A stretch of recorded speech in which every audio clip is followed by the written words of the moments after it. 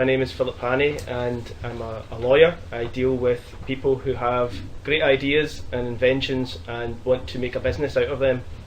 That may be engineers themselves, it may be artists, it could be designers, it could be entrepreneurs, and so there's a wide variety of people that we work with and act for. It's not just in Glasgow, it's throughout the whole of the UK, and sometimes we get calls from people abroad as well.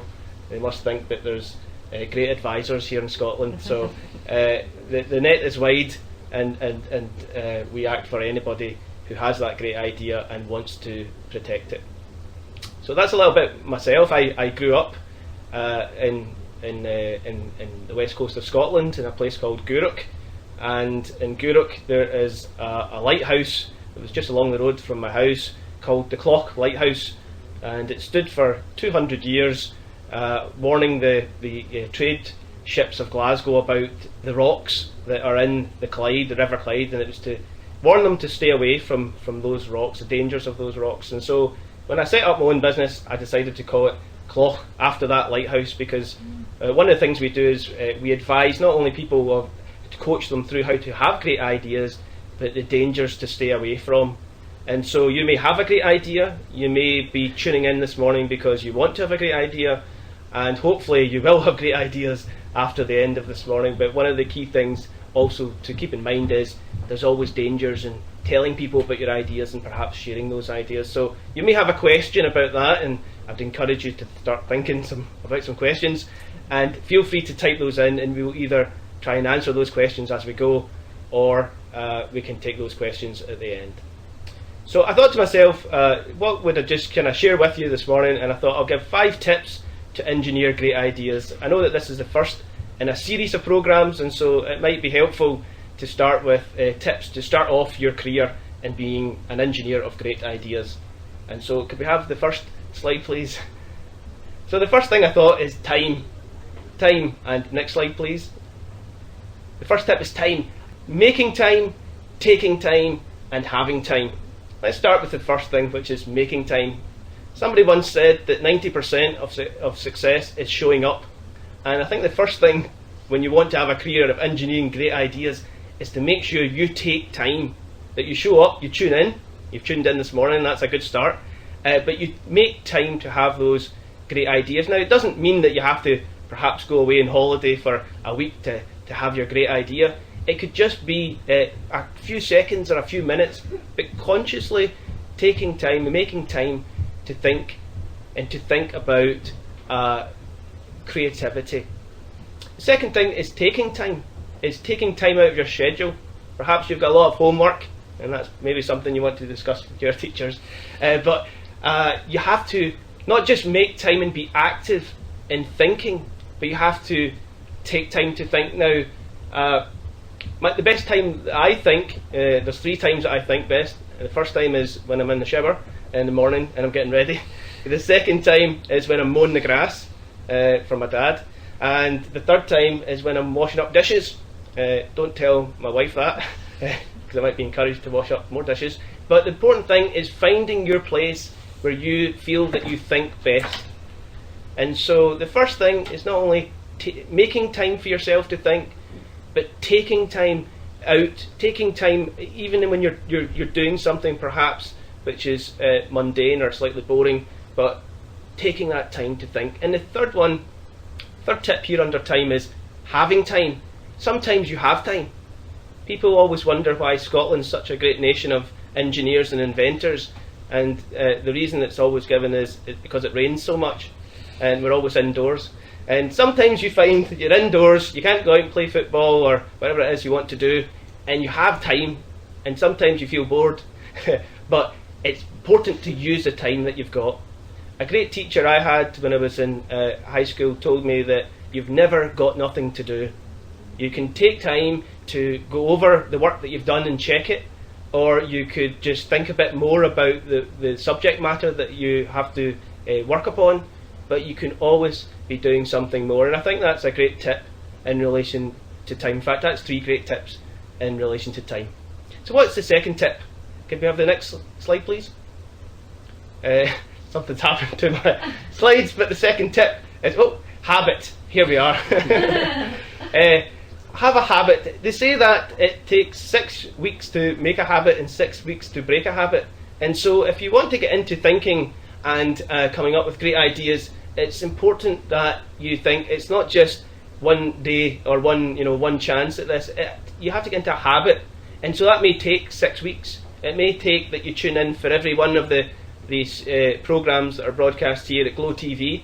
And by the end of that, then you're in a habit of thinking and you'll have learned a lot about engineering. But the important thing is that habits, they need you to take time, and it will take some time. The second thing on habits is habits will teach you. If you look at your own habits, then they'll teach you something indeed. One of the things that I learned was that I was bad at golf. And the reason I came to that conclusion was that the club that I used to have to hit the ball, the top of it was shaped like a D, and hopefully you can see my hands here, but it was shaped like a D. And when I was complaining to my wife that I was so bad at golf, she decided to buy me a nice present for my birthday, which was a new club with rather a D-shaped head. It was a square head, which meant that if you didn't hit the ball right in the middle of the club, if you hit it at the top of the club or the bottom of the club head, then it would have the same amount of force and momentum and your shot would be a good shot. And so when you look at your own habits and you see, I can't do something well, there's the potential to have a great idea to come up with a solution for that. And so examining your own habits, perhaps when you think, oh, I'm failing in this, there's a chance to have a great idea for a solution. Second thing is watch. Not only wait and look at your own habits, but watch other people's habits, because they'll show you the potential for great ideas. An example would be yogurt and eating yogurts. Some people have the habit of when they open up a yogurt, they lick the lid. I'm just checking the other people here this morning. I think that's a habit we all have. Maybe it's we don't want to waste any, but that's a habit people have. And sometimes you would look at that and you think, well, perhaps this should be a better design where the yogurt doesn't stick to the top of the lid, and therefore people don't need to lick the lids. So examining other people's habits will not only teach you things about yourself, but they will show you things. And so looking at habits is a great tip for having great ideas. Can we have the next slide, please? So, inspiration. And here I've got, yet again, 3 points. The first is what inspires you? What inspires others? And why are people uninspired? It's important when you're looking to have a career, a kind of Wallace and Gromit career, or having a series of great ideas, is to find the place that inspires you. For myself, often I'm inspired just by having... Oh, it's shut down.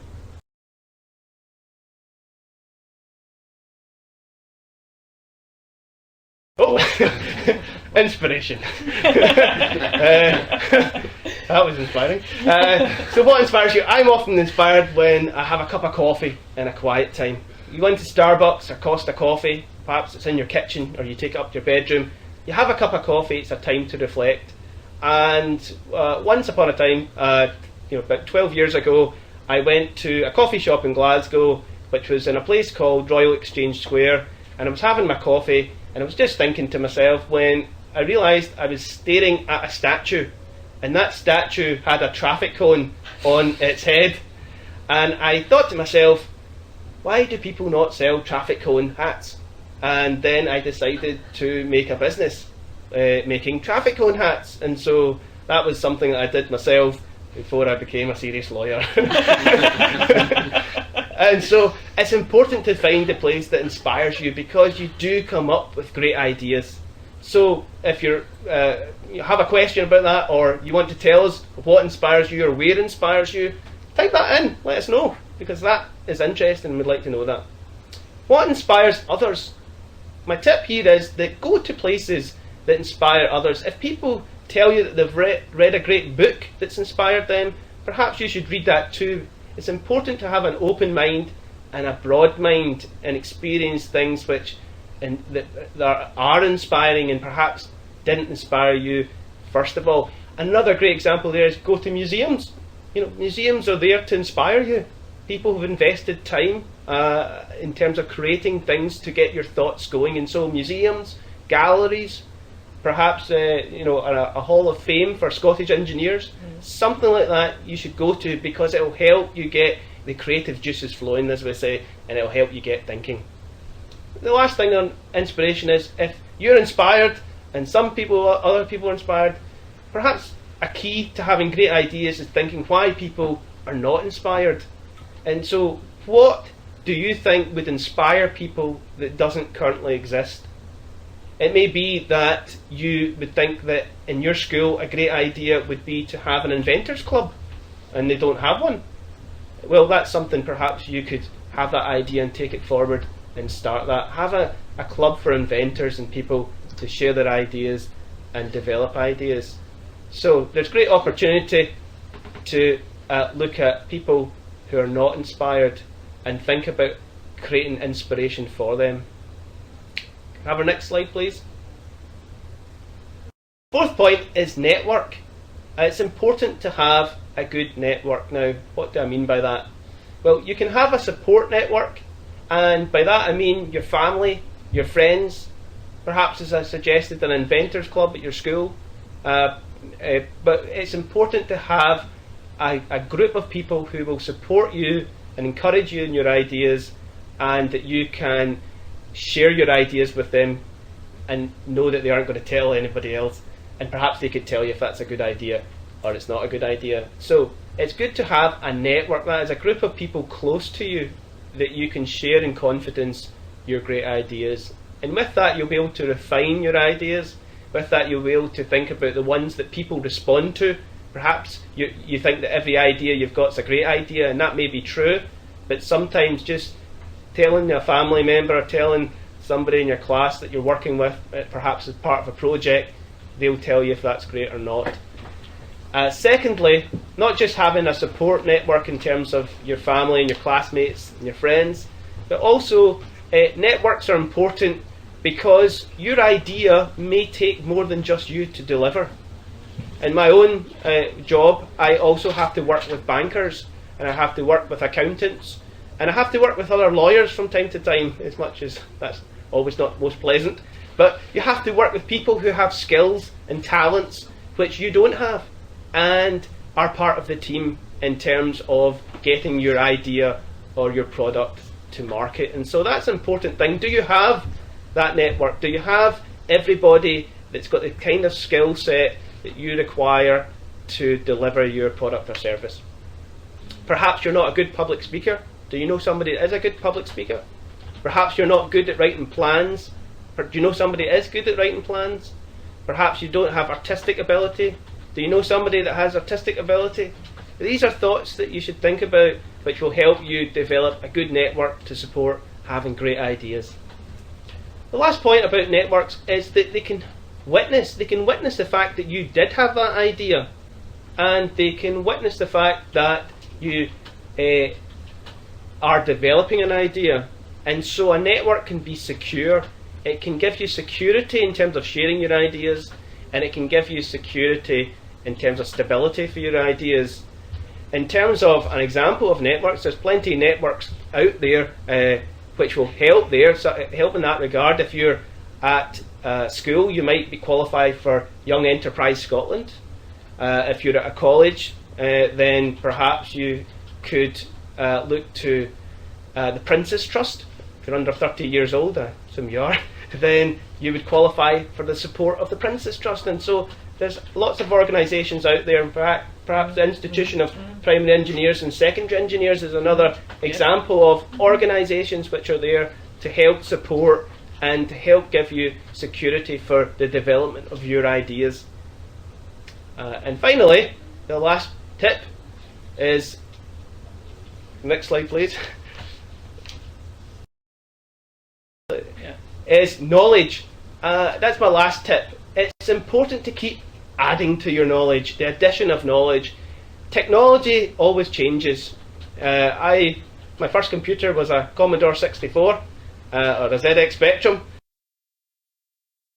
and most watches or calculators these days have more power and more memory than these computers did. So technology changes, and it's important to keep up to date with your knowledge and your understanding of engineering matters.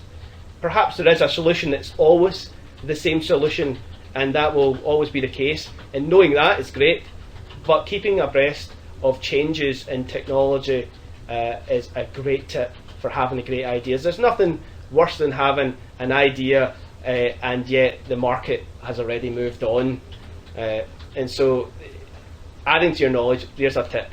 The second thing is accreditation. Simply adding to your knowledge is one thing, but making sure that the knowledge that you're adding has a certain standard and qualifies for that, then that is a very great tip to having a great idea and being recognised as an inventor and a person, an originator of great ideas. Perhaps you want to gain accreditation through the likes of the Institution for Primary and Secondary Engineers. Perhaps you want accreditation through the SQA. But there should be ways for you to get accredited that people will recognise the fact that not only you had the idea, but you've got the capability of supporting and delivering your idea. And I guess the final tip under knowledge is an audit, and that is keep a record. Keep a record of your idea. Keep a record of when you had the idea, where you had the idea, with who you had the idea, and when you record your ideas like that, you keep a book. Perhaps you photograph something that you've made out of something. When you record it, then the law really gives protection to it. I didn't want to get into technical details about the law, but just having an idea does not have legal protection. Expressing your idea has legal protection. So these tips have been to have great ideas, but once you have them, don't forget the last point, and that is to record them, to express them, whether you video yourself speaking about them, whether you write them in your diary, whether you take, as I said, take photographs of samples, but whatever it is, make sure that you've saved it. Some people used to say, if you've written a diagram or a story, put it in an envelope, post it to yourself, but don't ever open it, and that means your postmark will tell you when you had it. I don't think we need to do that today in today's age, but having a scanned version of it, or having an electronic photograph, perhaps with your phone, then it can be saved on the computer, which will record the date and time that you had that first had that idea. And in recording the idea, the law would then give free protection to it.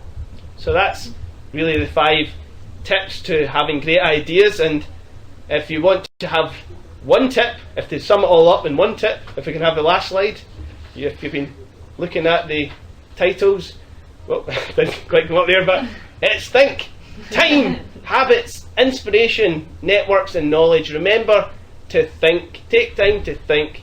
That's the message that I really want to leave with you this morning. Thanks very much. My name is Philip Hannay, and I'm